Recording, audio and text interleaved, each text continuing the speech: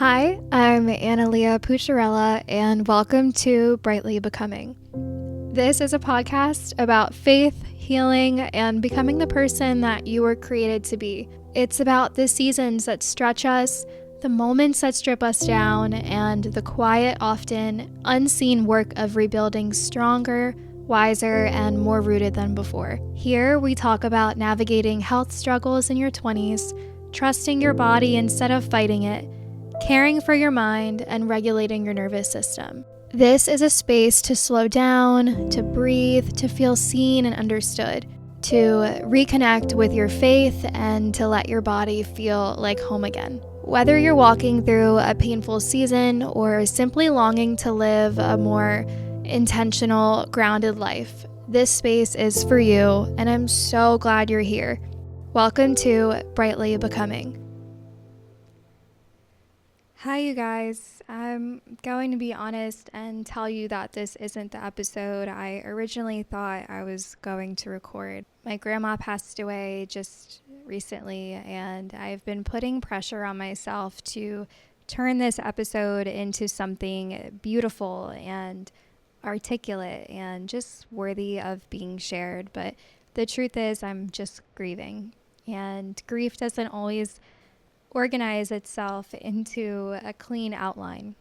So this episode is going to be a little different. It's titled From Dandelions to Stargazers, which is the name of a book that my grandma wrote.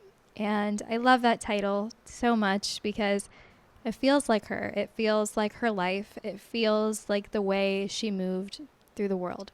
I'm in a bit of a different location today. I'm sitting outside. The weather has been so beautiful lately. It truly feels like she sent it to us and my family. So you may hear some birds chirping in the background. When I think of dandelions, I think of resilience. I think of flowers that grow wherever they're planted. And they don't need perfect conditions. They don't need curated soil. They just grow in cracks, in sidewalks, in places that people tend to overlook. They don't wait for someone to plant them in a garden. They simply exist wherever life had placed them.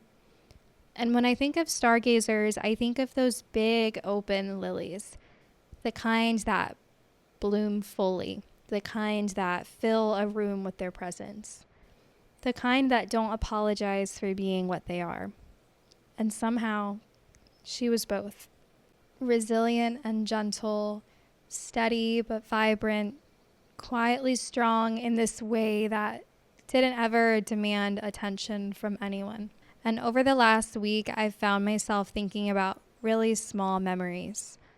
Not big milestones, not big life events, just little snapshots.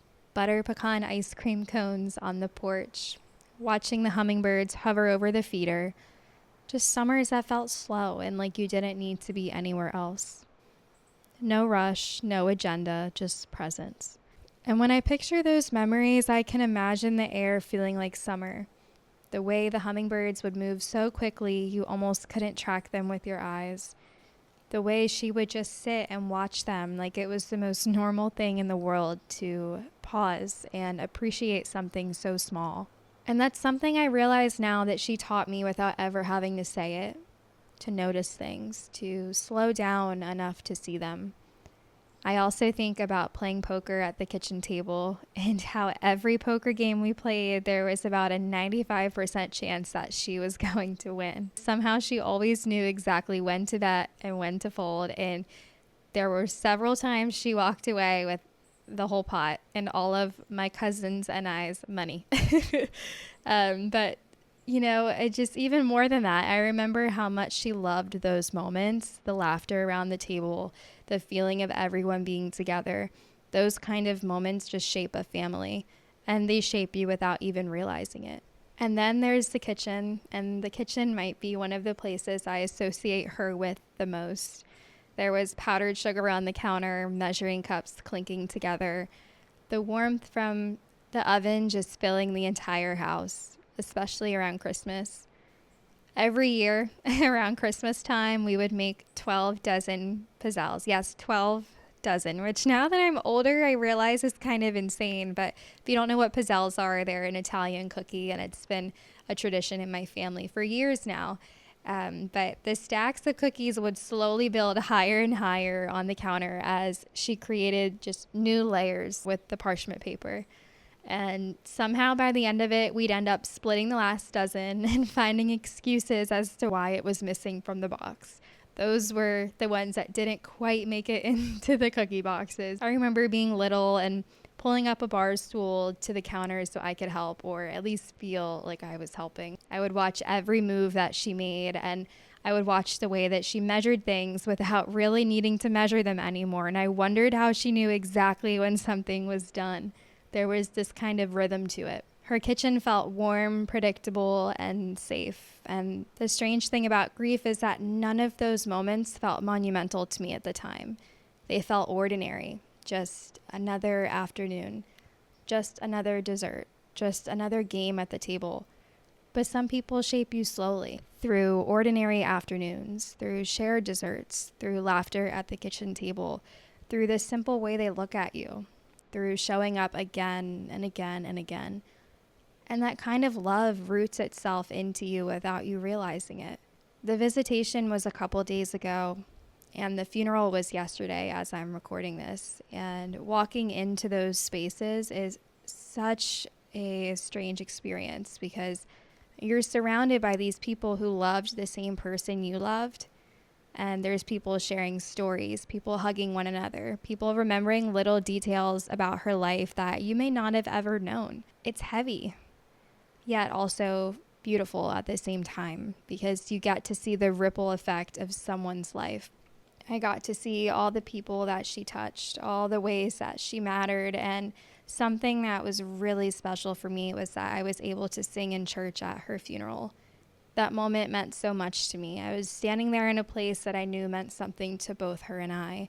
I was remembering her with every word, and I just felt her presence with me. And she always loved my voice. She would always compliment me on my singing, and I know if she could hear it, she would have loved it. I don't have some grand conclusion about grief. I just know that I miss her, and I know that she loved me more than I knew. And that's really what remains, not just memories, but the way you change after someone you love passes away, in the way you sit on the porch a little longer, in the way that you notice birds and every little detail of nature instead of just walking by, in the way that you choose patience, in the way that you create warmth in your own kitchen. That's how I knew my grandma loved me more than I ever knew, because the things that she valued slowly became the things that I now value too. When someone dies, the visible part of them is gone. Their voice, their physical presence, their laugh in the room, and that's what hurts. But what's strange is realizing that something of them is still in you, in the way that you move, in the way that you respond, in the way that you start to value slowness out of nowhere, in the way that you love. If you're listening and you're grieving someone who also loved you unconditionally, don't judge yourself for what you're feeling. Grief is weird. It's not linear. It's not neat. And it definitely doesn't care about your schedule. And some days it may feel quiet and some days it may feel heavy. But some days it just shows up in unexpected ways.